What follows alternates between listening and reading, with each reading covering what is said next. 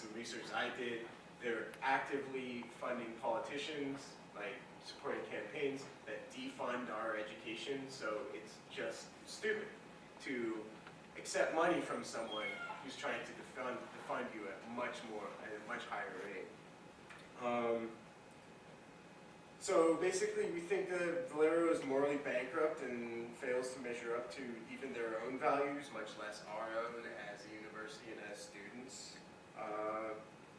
And so why would we help them stab us in the back by accepting donations from them when they are actively defunding us? That's all I got. Appreciate it.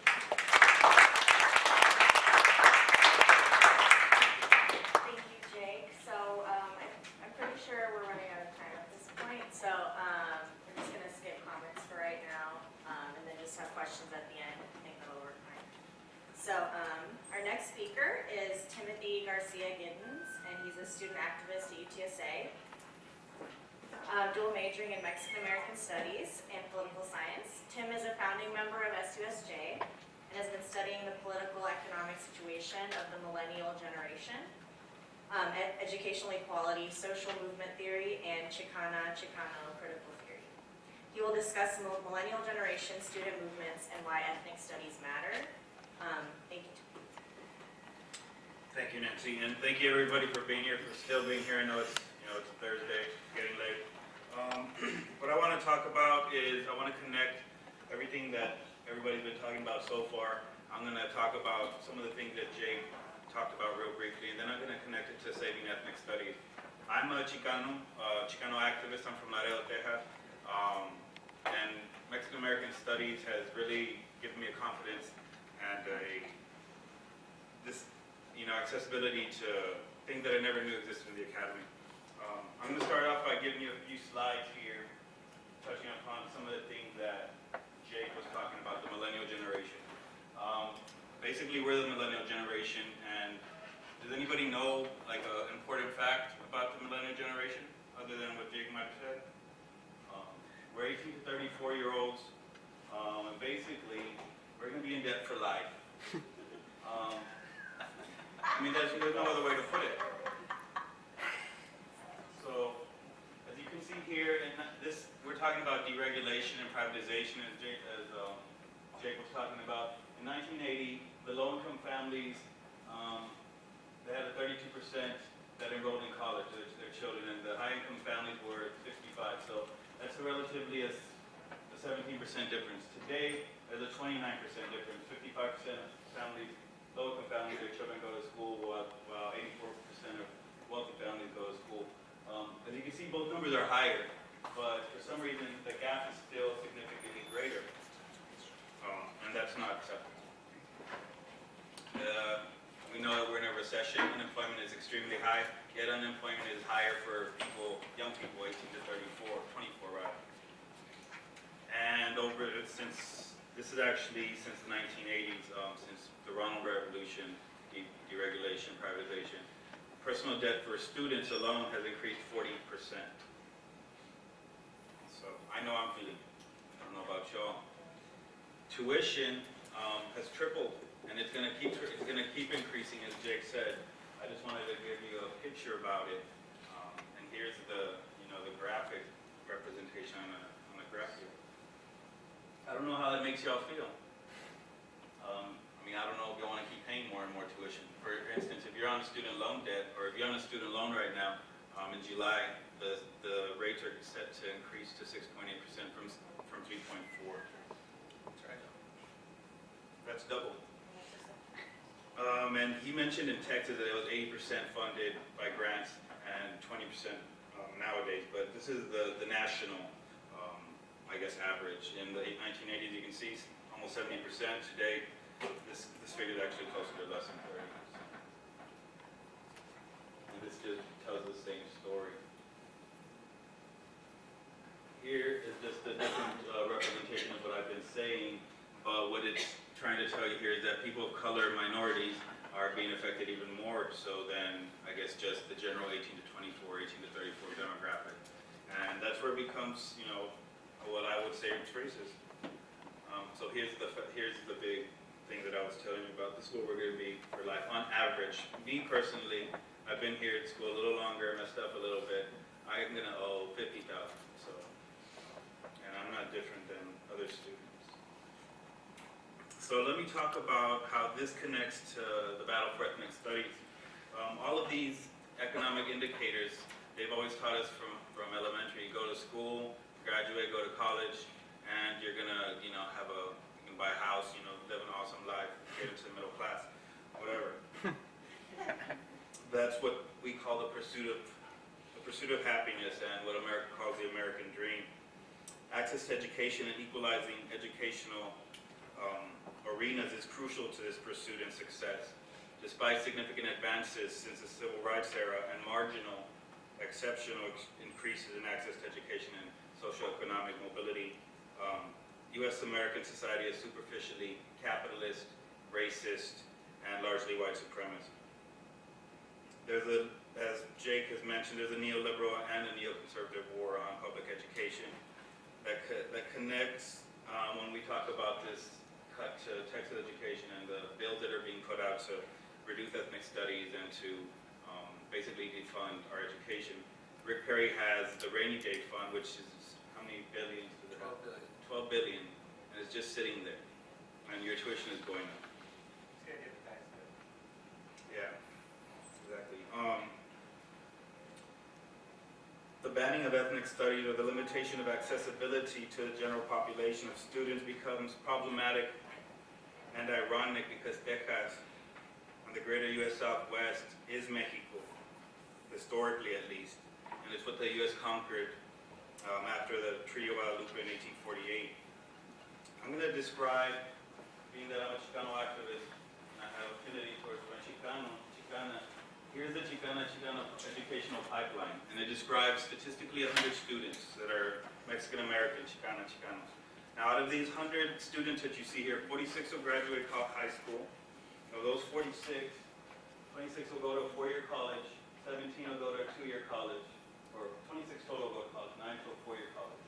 One of these 17 will transfer to a 4-year, and 8 out of these total 26 will graduate with a bachelor's degree. 2 will graduate with a master's, and less than 1 will graduate with a PhD. And I find that unacceptable. And Mexican American studies, ethnic studies, they confront these disparities in education. Furthermore, Mexican American studies, African American studies, women's studies, Native American studies, it's about the power to change oppression versus the oppressive power over others. MASSO inherently teaches and embraces empowerment through love, awareness, and respect for all cultures. It's about social transformation both in the community and in the academy. Here in MASSO, at least, we examine the lived experiences of Chicanas in art, history, culture, politics, and other spheres of society as a means of enriching our knowledge of the Mexican American social and historical experience, to broaden our understanding, to broaden our students' understanding, your understanding of the complexity of Mexican American culture by examining race, class, gender, sexuality, and the notion of belonging and of community. We stress a stable identity in each of our students. I like to say that I'm shy. People are telling me I'm not anymore, but MASSO has really given me this confidence. Mexican American Studies has really given me this confidence to become a leader and to come up here and talk to you. And furthermore, in Arizona, for instance, which Leo will talk about more, the students excelled in everything. They matriculate to college at higher rates, higher attendance, better grades. You can't argue not implementing ethnic studies into the curriculum. And we're trying to get into the K-12 curriculum. In Texas, as Leo touched upon more closely, they're trying to take away our choice to take these classes. MASSO professors have given me a glimpse of being a mentor, or them giving me mentorship, and a side of the academy that's not seen elsewhere. I don't know what everybody here, what their major is, but mine was just political science before I became a Chicana scholar. And I have one friend, well, he's a professor, Stephen Ember, he's our sponsor also, but he's the only guy that has reached out to me. In our Mexican American Studies program, every one of my 4 professors, or small program, is like family to me. And that's Jody Mendez Negrete, Liliana Saldaña, Marcos Cervantes, and Dr. Keta Miranda. They create a unique space for teaching and for learning where the relationship between the professor and the student is equal.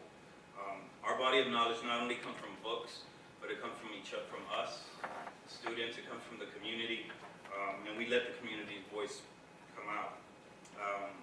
At most times our MASSO professors, they let us call them by their first name, and our courses, don't think they're easy, because I'm sure some of you are in MASSO courses, and maybe not MASSO majors, and you know how writing intensive is, how reading intensive is, so we don't have easy classes. We're not trying to pass kids just for fun. Our classes are based on critical theory, meaning we reflect critically, we analyze critically, we tell our stories, we hear the stories of others, and we break it apart, and that's what analyzing things is. Coming from political science and political philosophy, Mexican American Studies opened my eyes to political concepts that I thought I knew perfectly well, but I was humbled very, very easily.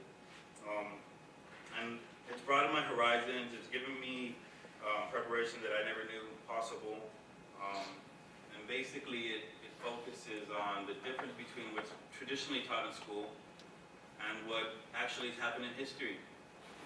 What is taught in traditional schools is basically a romanticized, abridged, edited, and glamorized version of Anglo, really your American history.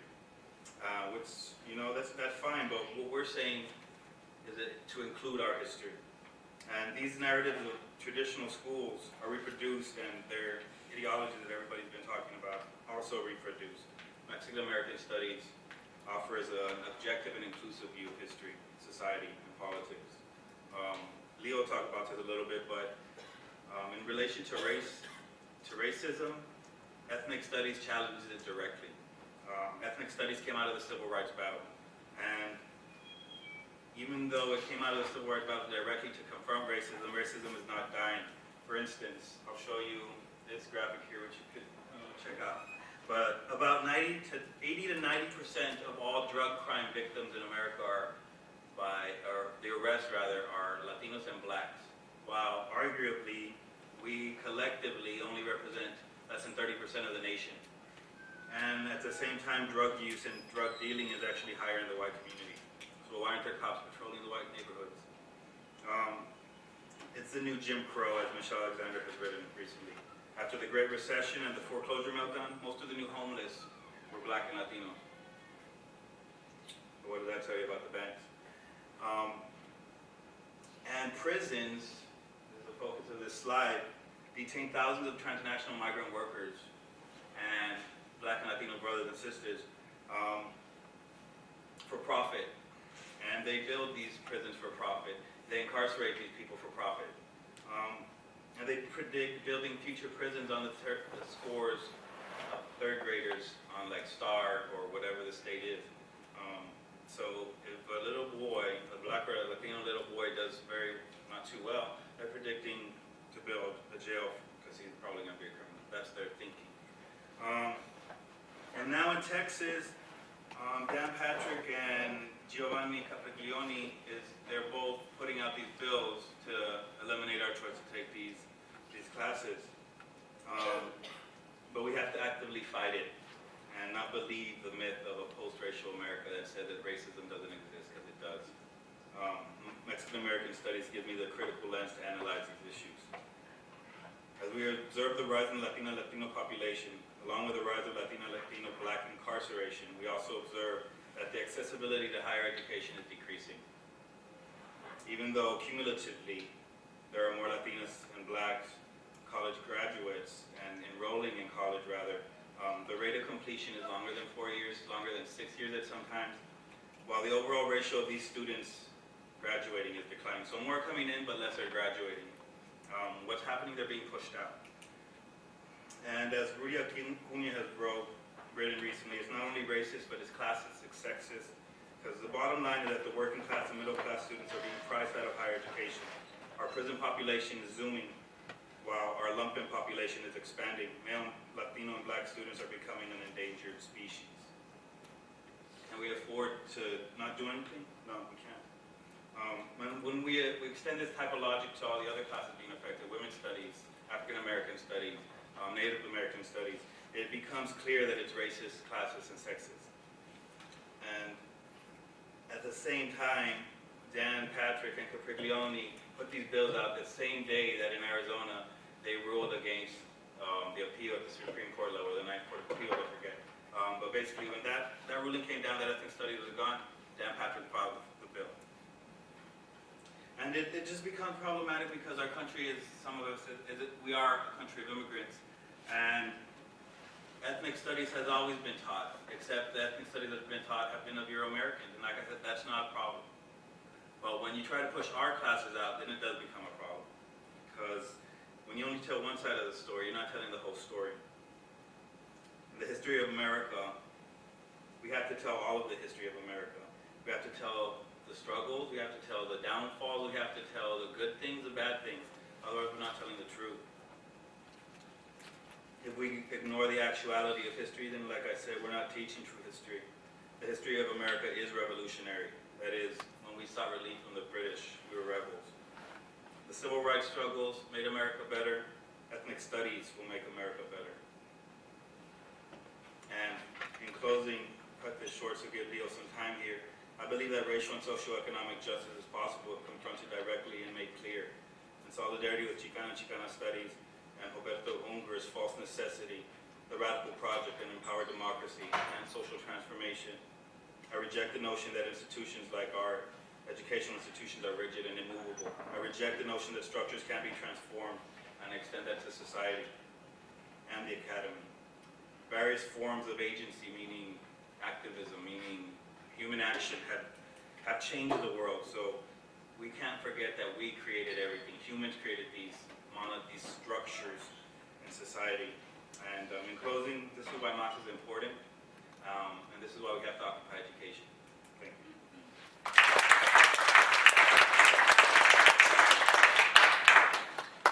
Thank you, Tim. And for our last speaker, we have Leo Trevino, and he was born and raised in San Antonio. He grew up on the South Side and is the product of the public education system. Currently, Leo is an undergrad as a dual major in Mexican American Studies and History with a concentration in social studies. He is a student activist and the MASSO VP and has taken an active lead in the recent Saving Ethnic Studies movement emerging out of San Antonio. He will discuss the fight to save ethnic studies in Texas, related legislative issues, and the battle for Texas public education. Thank you, Leo. So first off, I want to commend everybody who's hung with us this long. I know you guys have been throwing a lot of data, and I know it's a lot to take in, but it's all for a really good cause, I promise you. I'm going to fly through my stuff real quick because we're running out of time, but I'm going to touch over the real key parts. First of all, we're all aware of what happened in the 60s, right? The civil rights movement. For me, it plays a little bit closer to home for the Chicano struggle because I'm a Mexican American Studies student. It's one of my majors. But we've referred to a couple of times here Arizona and the Arizona bill, what happened in Arizona, just to give you all a quick background on it so we can relate it and tie it all together. And you can see how everything that was discussed today ties into education. Right, I'm going to tie that into how our education is under attack at all levels, public and higher ed. So back in the early 90s, Arizona had a really high dropout rate, a really high pregnancy rate. And what happened is the federal government created a mandate for them to do something about all that failure that was going on, right? Because something needed to be done. So they said, well, let's try to enrich them by leading them down their own path. They created ethnic studies. All right, the first one that was established was the Mexican American Studies program, which turned into MASSO studies. What started happening is within 4 years, they turned their dropout rate was 68% when these studies began. In 4 years, it went down to right above 8%. All right, their teenage pregnancy rate virtually vanished. Now what happened is that when these students started to see themselves reflected in the books that they were studying, it gave them a sense of pride. It gave them a sense of something, it made them feel invested. Because they would go home, they would ask their parents, hey, What happened in 1968? Were you part of those walkouts?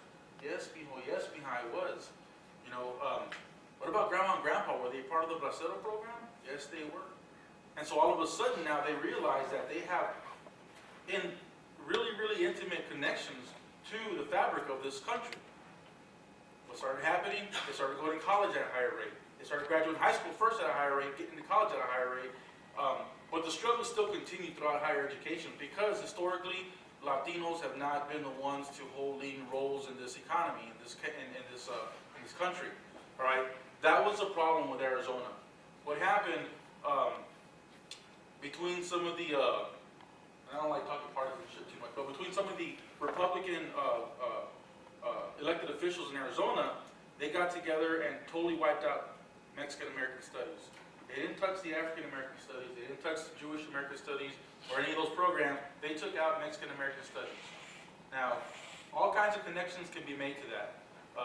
They're the rising demographic in the entire Southwest, right? So with that comes empowerment, right? Empowerment through education, empowerment through having a voice.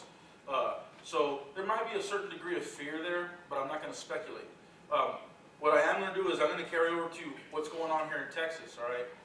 There's a few bills, there's actually more than a few bills, there's a total of 13 bills on the House floor right now that seek to eliminate our choices as students.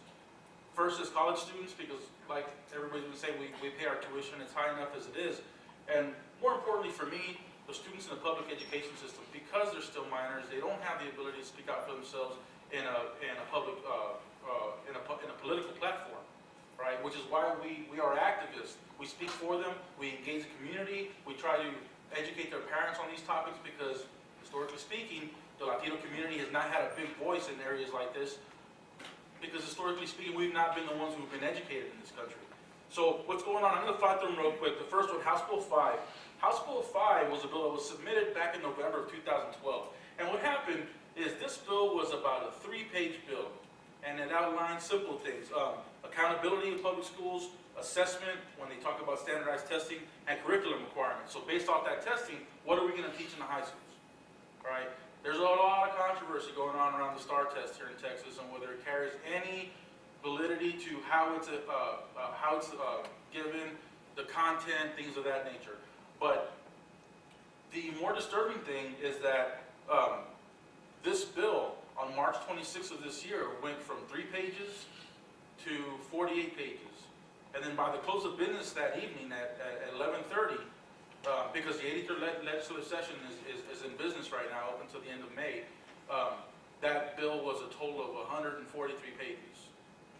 And what happened is they ended up combining over 40 bills into this one bill. And all these bills that had their own section